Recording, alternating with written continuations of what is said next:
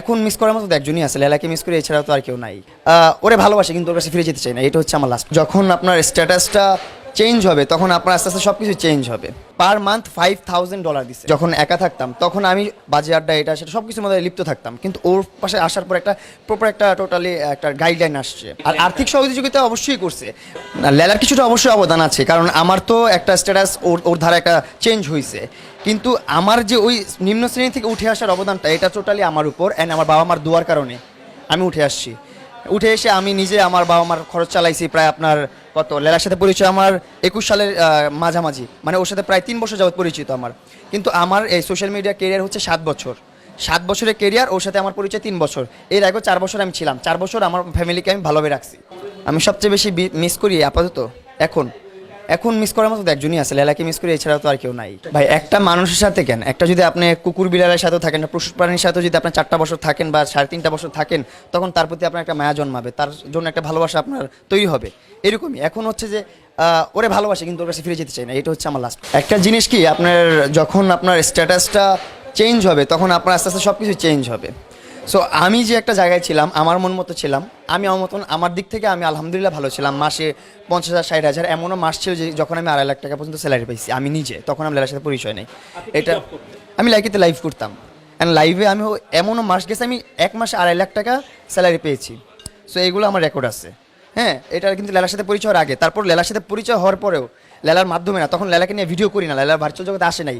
তার মাঝখানে মানে লেলার সাথে আমার পরিচয় আছে, সম্পর্ক আছে, ওর সাথে একটা প্রেম ভালোবাসা আমার আছে ওই সময়ও, কিন্তু মানুষ জানে না, কিন্তু আমাদের পার্সোনাল একটা রিলেশন। ওই টাইমেও কিন্তু একটা এমন কিছু অ্যাপস আসছে, আমাকে আমাকে হায়ার করছে, পার মান্থ $5,000 দিছে, পার মান্থ $5,000।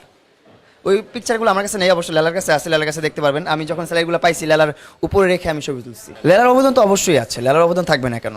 লেলা আমার যেমন একটা, আমি যখন একা থাকতাম তখন আমি অলওয়েজ আমার বন্ধু বান্ধব নিয়ে ঘোরাফেরা এটা সেটা বাজে আড্ডা এটা সেটা সব কিছুর মধ্যে লিপ্ত থাকতাম, কিন্তু ওর পাশে আসার পর একটা প্রপার একটা টোটালি একটা গাইডলাইন আসছে। গাইডলাইনটা আসাটা হচ্ছে মেইন, এইটাই অনেক কিছু, আর কিছু না। আর আর্থিক সহযোগিতা অবশ্যই করছে। ও যখন আমার সাথে পরিচয় হয়েছে ওই মাসেও কিন্তু আমার আপনার 60,000 টাকা ইনকাম হয়েছে, মানে লাইভ করে। ওই 60,000 টাকা ইনকামের পরে কিন্তু আমি লাইভ করাটা ছেড়ে দিছি। লাইভ করা ছেড়ে দিলে তো আমার আর টাকা দিবে না। সো ওই লাইভটা হচ্ছে লাস্ট। 60,000 টাকা আসার পরে যখন আমি লাইভ করা ছেড়ে দিছি, লালার সাথে ঘোরাফেরা করতেছি, ওর সাথে চলাটা আমার অনেক ভালো লাগতেছিল।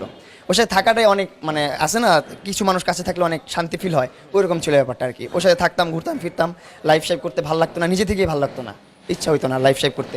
তখন যখন আমার কিছু প্রমোশন আসতো, ওই প্রমোশন দিয়ে আমার ফ্যামিলি চালাতাম। যখন সমস্যায় পড়তাম তখন লেলা হেল্প করতো, জিনিসগুলা দেখতো যে হ্যাঁ আমি যখন আপনার লাইফ পার্টনার হবো বা আপনার মানে কথার কথা আর কি, আমি যখন আপনার শুভাকাঙ্ক্ষী হবো তখন তো আপনার ভালো মন্দ আমিই দেখবো, আরেকজন তো দেখবে না, পর মানুষ, ওইরকম ব্যাপারটা আর কি। সো ওর আমার পিছনে ওর অনেক অবদান আছে, ও অনেক হেল্প করছে। প্লাস আমিও যে কিছু করি নাই তেমন না, ও অস্বীকার করতে পারবে না জিনিসগুলা। সংসারের কিছু নাই তো, আমরা তো ওইরকম সংসারের কিছু নাই। আমরা একসাথে কন্টেন্ট করছি, একসাথে ছিলাম, একসাথে চলছি ফিরছি, ভালোবাসি একজন অপরকে, এইটাই। ওর প্রতি বিশ্বাস আছে আমার 100%। জি, ট্রাস্ট ব্রেক হলে তো আপনারা দেখতে পারবেনই, সোশ্যাল মিডিয়ার এখন যুগ। আমরা কিছু 19 থেকে 20 হলে চুন থেকে পান খসলে বা পান থেকে চুন খসলে কিন্তু বুঝে, এটা মানুষ যা মন চায় তা বলবে, এটা তো তার ব্যক্তিগত বিষয়, তার পার্সোনাল লাইফ। মানুষের উদ্দেশ্যে কয়বার বলবো ভাই? একটা মানুষকে একবার, দুইবার, তিনবার বলা যায়, বারবার বলা যায় না। আপনি ঘুমান্ত মানুষকে জাগাইতে পারবেন, যে ঘুমানোর ভান ধরবে তাকে কখনো জাগাইতে পারবেন না।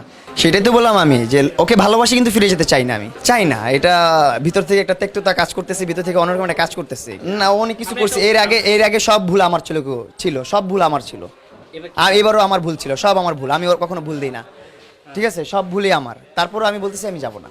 না, আমার সাথে রাগ করে কখনো ঘর থেকে বের হয়ে যায় না, এটা হয় না কখনো, এটা কখনো হয় না।